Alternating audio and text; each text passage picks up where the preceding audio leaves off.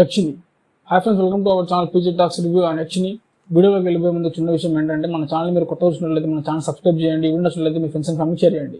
ఇక ఏం మాత్రం లేట్ చేయకుండా రివ్యూలోకి వెళ్ళినట్లయితే, బేసిక్గా మూవీ ప్లాట్ ఏంటంటే, ఒక యూనివర్స్ లో కొంతమంది యక్షిణులు ఉండేవారు అన్నమాట. ఆ యూనివర్స్ కి రాజు ఎవరంటే కుబేరుడు. ఆ యక్షిణుల పని ఏంటంటే ఆ యూనివర్స్ ని కాపాడడం, అట్ ద సేమ్ టైం భూమి మీద ఎవరైనా మాంత్రికులు ఆ యూనివర్స్ ని ఏదైనా చేయాలనుకునే వాళ్ళని, ఆ యక్షిణులను ఏదైనా చేయాలనుకునే వాళ్ళని, అలాంటి మాంత్రికులని చంపేయడం వీళ్ళ పని. అంటే ఏంటంటే ఆ యూనివర్స్ ని ఏం కాకుండా అట్ ద సేమ్ టైం వీళ్ళ యక్షిణులు కూడా ఏం కాకుండా వాళ్ళు చూసుకుంటూ ఉంటారనమాట. ఆ యక్షిణులు కొన్ని రీజన్స్ వల్ల ఒక యక్షిని ఒక మంత్రగాడి మాయలో పడి తనకు చేయాల్సిన పని మర్చిపోతుంది అనమాట. తను చేయాల్సిన పని మర్చిపోయింది కాబట్టి కుబేరుడు ఆ యక్షినికి శాపం ఇస్తాడు.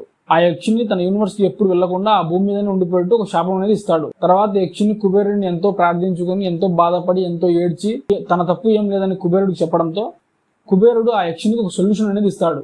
కుబేరుడు తన బాధ విన్న తర్వాత ఒకవేళ యక్షిని మళ్ళీ తిరిగి తన లోకానికి వెళ్ళాలంటే ఒక సొల్యూషన్ ఉందని చెప్తాడు. ఆ ఒకే ఒక సొల్యూషన్ ఏంటంటే, తను భూమి మీద ఉన్న 100 మంది అబ్బాయిలతో ఫిజికల్ గా మూవ్ అవ్వాలి.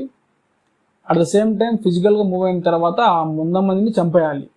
100 మందిని చంపడమే కాకుండా 100 మందిలో ఒక్కడిని, లాస్ట్ పర్సన్ ఉంటారు కదా, 99 మందిని చంపిన తర్వాత లాస్ట్ పర్సన్ ఎవరైతే ఉంటారో ఆ ఒక్క పర్సన్ మాత్రం బ్రహ్మచారి అయి ఉండాలి. బ్రహ్మచారి అయి ఉండడమే కాకుండా ఆ లాస్ట్ పర్సన్ ఎవరైతే ఉన్నారో తను చనిపోవడానికి రెడీగా ఉండాలన్నమాట.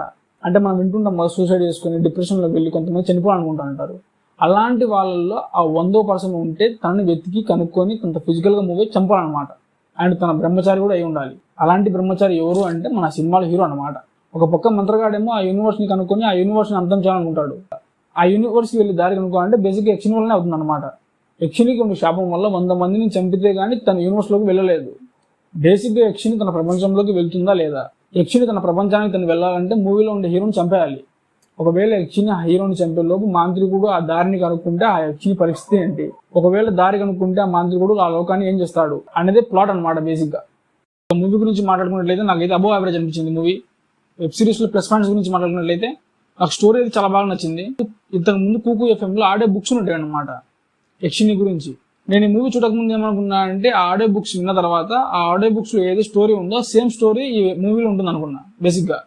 బట్ మూవీ అంతా చూసిన తర్వాత కూకు FM లో ఆడియో బుక్ లో ఉన్న స్టోరీకి ఈ మూవీలో ఉన్న స్టోరీకి చాలా డిఫరెంట్ ఉంది. ఆ ఆడియో బుక్ లో ఉన్న స్టోరీకి ఈ మూవీలో ఉన్న స్టోరీకి సిమిలారిటీస్ అక్కడక్కడ ఉన్నప్పటికీ డిఫరెన్సెస్ మాత్రం చాలా ఉంటుంది అనమాట. మెయిన్ గా మాట్లాడాల్సింది బీజిఎం అయితే అక్కడక్కడ నాకు బాగా అనిపించింది. లాస్ట్ ఎపిసోడ్ ఏదైతే ఉందో 6th ఎపిసోడ్ లో బీజిఎం మాత్రం చాలా బాగుంది. అండ్ మంచు లక్ష్మి గారి యాక్టింగ్ కూడా చాలా బాగుంది. చాలా రోజుల తర్వాత మూవీలో ఆమెకున్న రోల్ కి ఆమె యాక్ట్ అనిపించింది నాకైతే. చాలా బాగా యాక్ట్ చేశారు ఆమె. అండ్ ఈ మూవీలో నెగిటివ్ పాయింట్స్ గురించి మాట్లాడుకున్నట్లయితే లాగ్ అయితే అనిపించింది నాకు బేసిక్ గా మూవీ. మొత్తం ఓవరాల్ వెబ్ సిరీస్ ఏదైతే ఉందో ఆల్మోస్ట్ 3 hours పైన ఉంటుంది అనమాట. ప్రతి ఎపిసోడ్ లేనప్పటికీ కొన్ని ఎపిసోడ్స్ లో మాత్రం లాగ్ అయితే ఖచ్చితంగా ఉంది. దానివల్ల కొన్ని చోట్ల స్కిప్ చేయాలనిపించింది నాకైతే మాత్రం. మూవీ లాగ్ ఉన్నప్పటికీ బోరింగ్ అయితే ఏమి ఉండదు అనమాట. ఎందుకంటే యక్షిని ఏంటి, తను చంపుతుందా లేదా, వాళ్ళ యూనివర్స్ ఏంటి అనే ప్లాట్ ఏదైతే ఉందో చాలా ఇంట్రెస్ట్గా ఉంటుంది చూసేటప్పుడు. దానివల్ల బోరింగ్ అనే ఫీలింగ్ అయితే ఏమి ఉండదు. బట్ లాగ్ అయితే కొంచెం ఉంటుంది. అండ్ ఈ మూవీ గురించి ఒక్క మాటలో చెప్పాలంటే నాకైతే నచ్చింది. అబోవ్ యావరేజ్ మూవీ అనిపించింది నాకైతే. అండ్ ఈ మూవీ మీ ఫ్రెండ్స్ అండ్ ఫ్యామిలీతో కలిసి చూడొచ్చా అంటే, కొన్ని చోట్ల మాత్రం రొమాన్స్ సీన్స్ ఉన్నాయి. బేసిక్గా రొమాన్స్ సీన్స్ కూడా ఎక్కువ ఉన్నాం అనమాట, కొంచెం అయితే ఉంటాయన్నమాట. నేను ఈ మూవీకి ఇచ్చే రేటింగ్ ఏంటంటే 5కి 3 points అనమాట. అండ్ రివ్యూ ఇంతే ఫ్రెండ్స్. ఒకవేళ మీరు కూడా మూవీ చూస్తుంటే మూవీ ఎలా ఉంది కామెంట్ చేయండి. కొత్త మూవీ రివ్యూతో మళ్ళీ కలుద్దాం. అందరూ లవ్ యూ ఆల్, బాయ్. మీరు ఇంతవరకు మన వీడియో చూసినట్లయితే మన వీడియోకి లైక్ చేయండి. మన ఛానల్ ఇంతవరకు మీరు సబ్స్క్రైబ్ చేసుకుని మీ ఫ్రెండ్స్ అండ్ ఫ్యామిలీ షేర్ చేయండి.